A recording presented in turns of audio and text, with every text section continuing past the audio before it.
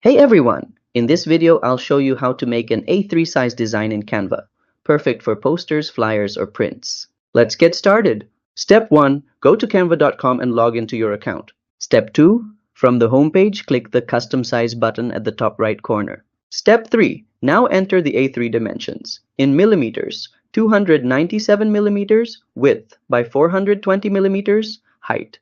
Or in pixels, 3508 pixels by 4961 pixels. Then click Create New Design.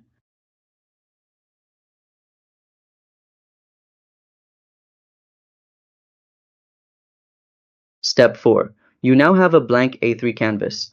Add your text, images, or elements as you like. Bonus tip. When downloading your design for printing, choose PDF print for the highest quality. And that's how to make A3 size in Canva step by step. If this helped you, make sure to like and subscribe to How to Tutor for more easy tutorials. See you next time!